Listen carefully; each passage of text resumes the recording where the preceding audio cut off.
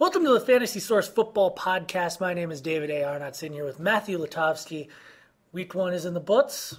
Long ago in internet time. We're now looking forward to week 2. Hopefully, if you owned Kevin Kolb, you've made your adjustments. Hopefully, if you owned Ryan Grant, you've made your adjustments, or you hopefully drafted Brandon Jackson as his handcuff. Yeah, no, I do not like handcuffs because I always say, hey, unless the guy gets hurt within the first 3 weeks, you're dropping that guy anyway. But then it happened. And then it happened. And so now I feel stupid. But I didn't have Ryan Grant, thankfully, so it doesn't matter. But yeah, Brandon Jackson, big topic of discussion this week. Obvious reason to be excited about him this week is he's still the only game in town. He has a great matchup against Buffalo. I think he's a starting back for sure, RB2. But going forward, are they going to make a trade? The rumors, from Marshawn Lynch. But beyond that, is Brandon Jackson good? He had the chance to start a couple years ago, and Ryan Grant took it from him. We don't know if he's good. We know he's a good third down back. We know he can block.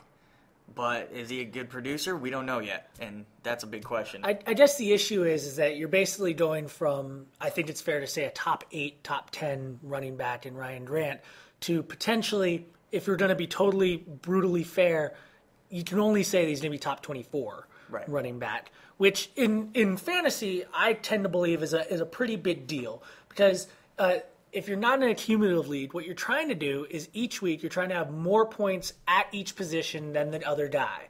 So if you take that hit there, it's not like, well, now I just need to make up at quarterback. Right. Those points aren't equal. Right. The running back points are not equal to quarterback points, not equal to tight end points, and on and on and on.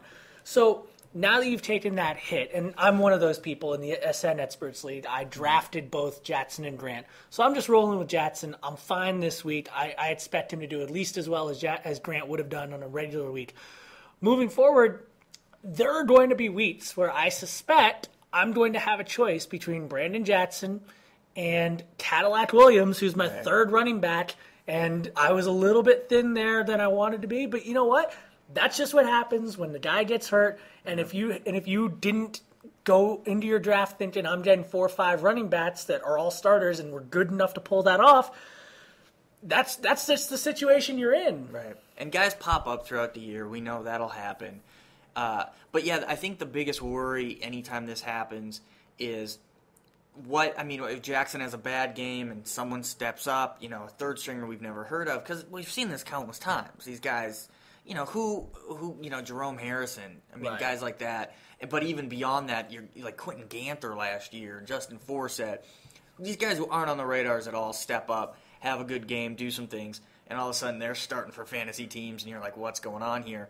And that's the worry with the backup is they're much more replaceable in real life than, an entrenched starter like Ryan Grant. A coach is more likely to just say, just screw it, we're going with the committee. Right. So if let's say some of our listeners are in a league where not everyone's entirely on top of the ball and there's still guys out there, who among the running backs that were not drafted that would you say that probably weren't drafted in fantasy leagues, would you say are prime candidates to get picked up moving forward? Well, I think Peyton Hillis, he was probably picked up in a lot of leagues. The Browns' Peyton Hillis. Yeah, the Browns' Peyton Hillis. He was picked up in a lot of leagues. Fred Taylor, I don't know if he was drafted. I'm sure he was picked up, especially after the Maroney trade. But now New England, I think, Maroney was inactive last week, so maybe it's not a huge deal. But that situation's opened up even more because we can't count on Fred Taylor to stay healthy. Ben Jarvis Green Ellis was in the game inside the 10. I remember at least on one series. All of a sudden he could start you just don't know. So a guy like that, and Kevin Falk's always in there on third downs, and Sammy Morris always resurfaces every year for at least 1 week. He has his 80 total yards and a touchdown week. But anytime you have a situation like that, I think Denver, even though Moreno's the guy, if he gets hurt, these situations are where guys come from. These kind of unsettled situations. And, the preseason darling was Kareem Huggins in Tampa Bay, who didn't get a carry last week, which probably everyone who had him dropped him. But Cadillac Williams, this is the annual Cadillac Williams blows out his knee in Carolina game. It's this week. It's happening across the street from us. All of a sudden, Kareem Huggins, gold rush. Like, you just don't know. Right. I guess the ultimate lesson here is that if you're scrambling in week 2 to find now possibly your second running back, more likely your third or fourth running back, basically be willing to scour that waiver wire. Yeah. Be willing to take chances on guys and then just drop them in a week or two and they just don't pan out. Because now at this point, you are in a dire situation if you drafted Grant highly and you were counting on him. Another situation that's come up, Kevin Kolb did not pass his concussion test, so he's probably going to be out. I mean, I don't know if it's actually confirmed, but he's probably going to be out this Sunday's game. Michael Vick is set to be starting at quarterback. We have him ranked in our Sporting News Fantasy Source rankings for the week, just for this week, as the number 11 quarterback. Right. Now, I was wondering if you might be able to expound a little bit on why he would be 11th specifically. Well, I think a lot of it has to do with the opponent, and that's the Detroit Lions, who, the run defense looked better last week. They stuffed Matt Forte 3 times on the 1-yard line, things like that, but they got passed all over. The secondary is still terrible. And even more specific, they got passed on by the receptions went to running backs a lot who did work. Eagles passed their running backs as much as any team in the league. It just almost seems like a given that Vick's going to have a good game, one way or another, whether it's throwing short passes that turn into huge gains because we know the weapons are there with Jackson, Macklin, McCoy, or if it's just him taking off and running. I mean, he had that one run where it looked like 2004 all over. As I recall, he had over 100 rushing yards. Yeah, he did. And 175 passing yards, hit Macklin for a touchdown. Really looked good. And the Packers are solid defense.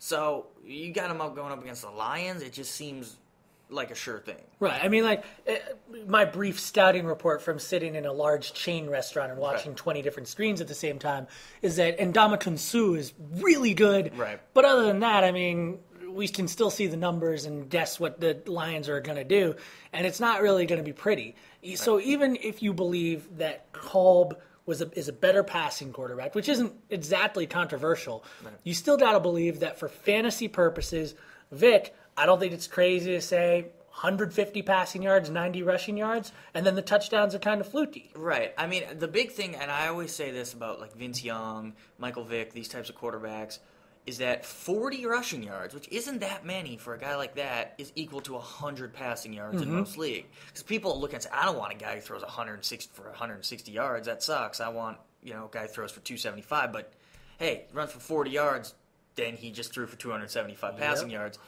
And, and I like Vick, too, taking carries away from McCoy on the goal line. I think he can. That was his role when he was the backup. Right, their obsession with that option pitch. Yeah. So I just, look, Vick isn't, like I said he was a sure thing. He's not a sure thing, of course, but it definitely feels that way. It seems like, man, this guy's going to pile up yards one way or another, and Philly's going to score, and I have a hard time thinking that Mike Bell or LaShawn McCoy is running in every one of those touchdowns. Oh, yeah, I mean, if you took Kolb as your starting QB1, I mean, if you didn't get on Vick right away, you're probably stuck with the likes of Alex Smith. Alex Smith might have been taken as a backup. You might be stuck with the likes of Sam Bradford this week. Well, I'll tell you, in one league, my starter was Cobb, my backup was Matthew Stafford. Oh, boy. So I was scrambling this week. I couldn't believe I got Vick through waivers. I also wound up getting Matt Hasselbeck, which I thought, all things considered, is a nice 2 to get when you're in that bad of a situation. Yeah, and again, we come back to that point. If you're at this point where you're scrambling for someone in week 2, you just have to understand, look, it's early in the season. I'm going to be scrambling.